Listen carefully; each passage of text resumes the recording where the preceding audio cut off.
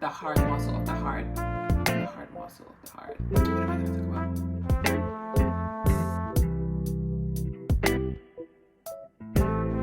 Hello everybody, I'm your girl Elsy and welcome back to my YouTube channel, Heartful-Living.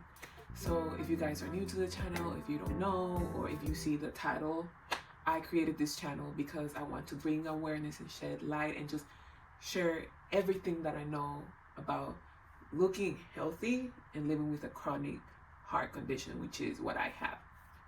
Today I want to talk about or explain a little bit about what my heart condition is, because there's several, and there's going to be a lot of other videos where I'm going to talk about most common heart diseases or conditions, but in this particular video I'm going to talk about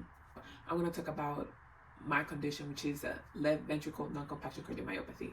And if you want to know a little bit about my background, you can go watch the first video that I created. This video is going to dive more in depth on my condition, so let's just get into it. Sorry, I'm always out of breath. Especially, I always record these videos when I just took one of my medications that I'm still getting used to. It's called amiodarone, and amiodarone is a really hard medication. So every time, first of all, I don't feel like I'm breathing properly when I record these videos because I'm trying to do my best, and then I run out of breath. So that doesn't help. But anyway, so to start, let's talk a little bit about what heart failure is. So when somebody gets diagnosed with heart failure is basically your heart is having trouble pumping blood to the rest of the body. That's heart failure. People that don't have heart failure, they have a normal ejection fraction, which is another term that we're going to use a lot. Ejection fraction is a percentage that your heart pumps blood to the rest of your body. So people with heart failure have a lower ejection fraction. Mine is 35%, so I do have failure. Normal people have an ejection fraction of, I want to say 60. Correct me if I'm wrong. I don't know. So that's an important term to know. Heart failure, the meaning of heart failure, which I already defined, and then ejection fraction. So I got diagnosed with a cardiomyopathy, which I already explained. There's so many subcategories of cardiomyopathy. Cardiomyopathy is the muscle of the heart is abnormal somehow, some way, somehow. I did my genetic testing, which is something I'm also going to introduce to you guys, and it is genetic. I did present some genetic mutations that caused this to me, which it was a really hard pill to swallow when I first found out. I also found out that my brother has to get tested because he might have the gene. I'm still working through that, but it's okay. So what exactly is the left ventricle non-compaction cardiomyopathy? It's a rare condition where the heart muscle or the wall of the heart muscle, especially the left ventricle, because if you guys know, and honestly, I probably have to refresh you all on the anatomy of the heart, but just to break it down, I'm going to put an image here, or maybe here, I don't know, but the heart has 4 little chambers, the atriums and the ventricles. The left ventricle is one of the most important ventricles because it is the one that pumps the blood to the rest of the body, and blood carries oxygen, so you need it.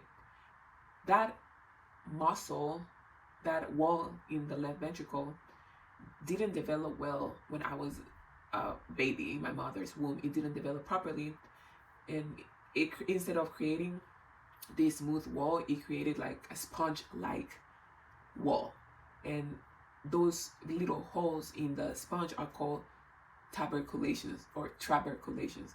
Once again, English is not my first language, so I mess up some words, but I think they're called traberculations, or they also call them ridges. So because my heart muscle created those ridges, my heart has to work harder to squeeze the blood and pump it to the rest of the body because of those ridges.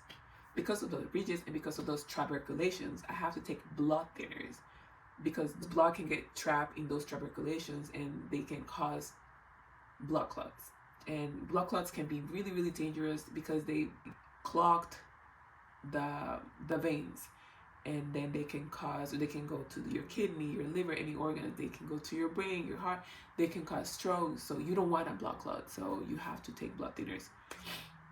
That was the first pill to swallow when I first got diagnosed. I was like, oh shoot, okay, so now I have to be on blood clots. And there's so many side effects with taking blood clots. As a woman, we have really, really bad heavy menstrual periods. I actually also develop anemia because of the blood clots, and sometimes my gums bleed a lot, so I have to use soft bristles, which it was also an adjustment because I was like, why the heck am I having this? And also it was a process of adjusting to the medicine, because I'm gonna have to be this for the rest of my life. But I need it because of my genetic mutation. So what are the symptoms of this left ventricle non-compaction cardiomyopathy? Well, it varies from person to person. Some people can have palpitations, some people can have chest pain, some people can have shortness of breath, some people can have fatigue. But in more serious cases, people can develop heart failure, or people can develop arrhythmias, or people can develop tachycardia, you know, everything that I have. Like I mentioned on my last video, which you guys can go and check, for my first 20 years of my life, even though I was born with this, I had no symptoms. But as I got older, my symptoms started progressing.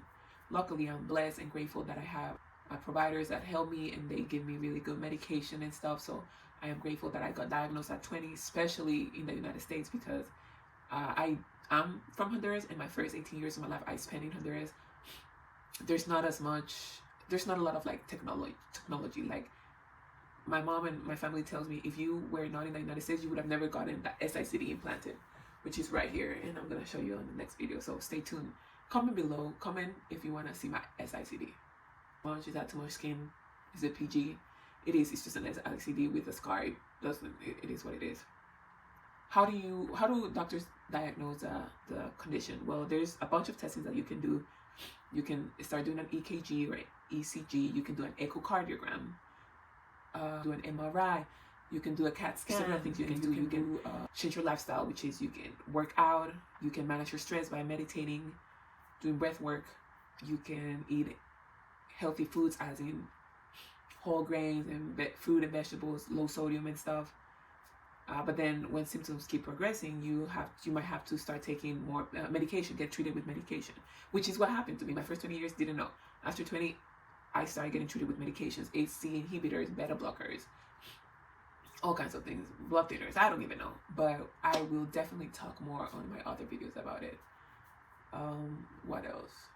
But if the symptoms keep getting worse and worse, you can treat the symptoms with other procedures, like, and that's another video, by the way, but some examples of procedures that can get done is you can get ablation, you can get, it's called a temporary valve replacement, and then also like a ventricular replacement while you're waiting for a heart transplantation. Heart transplantation is the last resort. You know, last year or 2 years ago, 3 years ago, a doctor told me, have you ever thought about heart transplant? And that was a hard pill to swallow for somebody that was 24. I never thought of a heart transplant until they brought it up. I was so scared, so depressed, didn't have anybody, because my parents live in Honduras, and it was a hard pill to swallow to me. But now that I'm in a better space and I have more support, I went to the doctor and I asked them, do I need a heart transplant? And they did a bunch of testing. They did a CAT scan, which is another way to properly diagnose if you have a cardiomyopathy. And my CAT scan came actually really good. My CAT scan it's a scan that they do. They put a catheter right here, or it can go through your groin, and they see the plumbing of your heart, because your heart can be divided into two things, I think, plumbing and the electric. So whenever they put a cath through me, they were able to see the function of my heart, the output of my heart, all the veins, the pressures, etc., etc. And I was biking. I've had the cath done 3 times. And the 3rd time they did it, I was biking, and the doctor said, you're too good to be here. You're too healthy to be here. You know, and that was good, because I really thought I needed a heart transplant, but it was also my anxiety. I didn't need I don't need a heart transplant just yet. And, you know, it was good to know that my heart was still able to double the output whenever I was exercising. Some of the more advanced treatment would be as SICD or an ICD. As SICD is a subcutaneous one, and an ICD is here, and then you have a pacemaker, and also a heart transplant, which I'm also going to talk about in my other videos. But let me know if you want me to talk about something else. It's about to be 10 years of experience living with this, and trust me, I'm very knowledgeable, because I'm a nerd.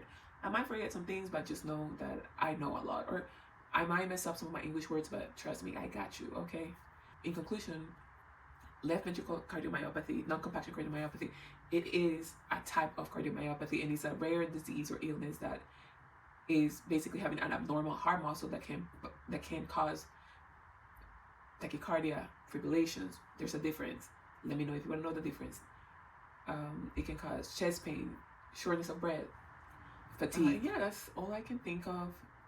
this is a conversation, so please comment below and share. If you know anybody that think might benefit from this, if you know a young person with chronic heart condition, chronic heart failure, just share. I'm here for you. I'm here with you, and I just want to help you in your journey. You're not alone. I felt that I was alone. I would always cry and tell everybody, you don't understand how I feel. You can't relate. Stop telling me to feel better. Stop telling me to stop crying. You don't understand what it feels like to live with this. So please share, and thank you so much for watching. And I can't wait to make more videos, and I can't wait to connect with you guys, and I can't wait to just grow my channel and grow with you all, and just be in this beautiful journey that is called life, and just navigating life with this.